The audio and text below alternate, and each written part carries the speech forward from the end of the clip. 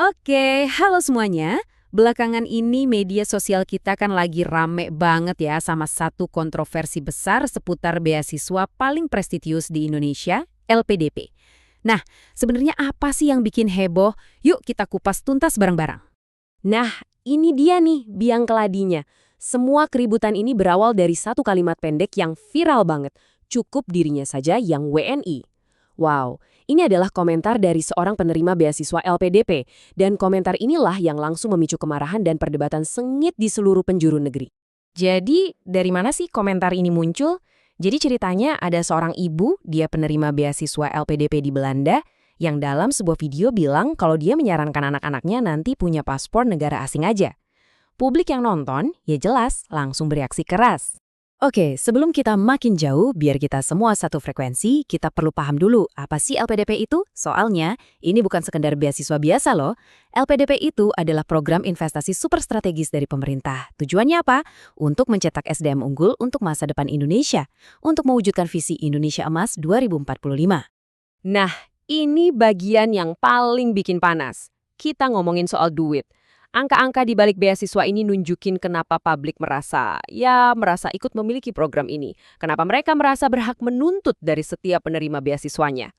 Pertanyaannya sekarang, emangnya seberapa besar sih investasi yang kita omongin ini? Seberapa banyak uang rakyat yang dipakai? Siap-siap ya, angkanya ini gila banget. 154 triliun rupiah. Saya ulangi, triliun. Anda nggak salah dengar. Ini adalah nilai dana abadi LPDP sekarang dan sumbernya dari mana? Dari APBN alias dari pajak yang kita semua bayar. Ditambah lagi dari utang luar negeri. Jadi, ini benar-benar uang rakyat. Coba deh kita lihat perbandingannya di grafik ini. Biar lebih kebayang. Untuk ngebiayain satu orang aja, satu sarjana di luar negeri, sebutlah di belanya, itu biayanya bisa tembus 2 miliar rupiah. Itu udah mencakup semuanya loh, dari biaya kuliah, biaya hidup, buku, sampai dana penelitian. Angka ini jadi kerasa fantastis banget kalau kita jajarin sama rata-rata pendapatan tahunan masyarakat Indonesia. Jomplang banget kan? Tentu saja, investasi segede ini nggak gratis. Ada syaratnya, ada kontrak yang mengikat, yang dikenal dengan aturan 2N+1. Intinya, setiap penerima beasiswa wajib hukumnya untuk pulang ke Indonesia dan mengabdi. Makanya, begitu ada kabar penerima beasiswa yang nggak pulang, ini nggak lagi dilihat sebagai sekedar pelanggaran kontrak biasa. Ini udah dianggap sebagai sebuah janji yang diingkari, janji kepada seluruh bangsa Indonesia. Nah, disinilah kita masuk ke konsep yang namanya kontrak sosial. Ini kayak perjanjian nggak tertulis gitu, antara satu orang penerima beasiswa dengan 270 juta rakyat Indonesia yang udah patungan buat nyekolahin dia. Rakyat investasi, sebagai gantinya, si sarjana ini diharapkan membayar kembali dengan ilmu dan pengabdiannya. Di sini kita bisa lihat inti konfliknya. Di satu sisi ada janji untuk kembali dan mengabdi. Tapi di sisi lain, kalau janji itu dilanggar, tuduhannya berat banget. Mulai dari dicap pengkhianat bangsa, dibilang punya nasionalisme transaksional, alias nganggap negara kayak ATM, sampai disamain dengan tindakan korupsi. Serius banget kan? Dan pemerintah pun gak main-main. Respon mereka yang disampaikan oleh pejabat Purbaya itu bukan cuma teguran ringan. Ini adalah tindakan tegas. Mereka bakal nagih semua uang beasiswa lengkap dengan bunganya. Terus, namanya bakal di-blacklist dari semua institusi pemerintah, asetnya dikejar, sampai berkoordinasi dengan kedutaan asing biar proses naturalisasinya jadi susah. Tapi tunggu dulu. Ceritanya nggak sesederhana itu. Sekarang, mari kita coba lihat dari sisi yang lain. Karena ada nuansa yang penting banget buat kita pahami di sini. Jadi, perdebatan ini tuh ternyata bukan cuma soal brain drain ya, di mana orang-orang pintar kita kerja di luar negeri. Tapi ada satu fenomena lagi yang namanya brain waste, atau kalau diterjemahkan secara kasar ya, pemborosan otak. Nah, apa itu brain waste?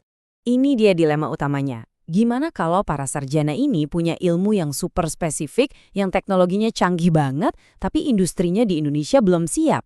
Apa yang terjadi? Ya ilmunya bisa-bisa jadi sia-sia nggak kepake. Nah, dari sinilah muncul argumen untuk adanya pengecualian yang logis.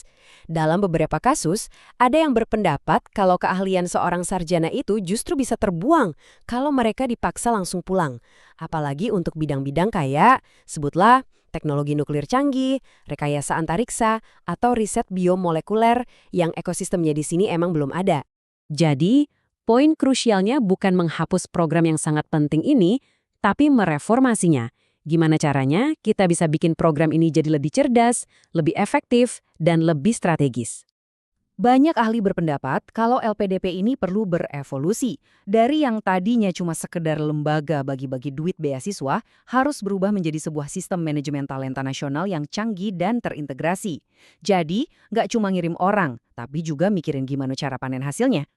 Setidaknya ada 3 langkah konkret yang diusulkan. Pertama, seleksinya harus lebih cerdas. Nggak cuma lihat nilai, tapi juga rekam jejak kontribusi dan komitmen kebangsaan. Kedua, aturannya bisa dibuat lebih fleksibel. Mungkin ada masa tenggang beberapa tahun buat mereka kerja di luar dulu. Dan yang ketiga, yang paling penting, ya bangun industrinya di dalam negeri, supaya para ahli ini punya rumah untuk berkarya saat mereka pulang. Pada akhirnya, semua kontroversi ini meninggalkan kita dengan satu pertanyaan pamungkas yang super penting. Nggak cuma buat Indonesia, tapi juga buat banyak negara berkembang lainnya. Jawabannya memang nggak sederhana, nggak hitam putih. Tapi satu hal yang pasti, menemukan jawaban dari pertanyaan ini adalah kunci untuk masa depan bangsa kita.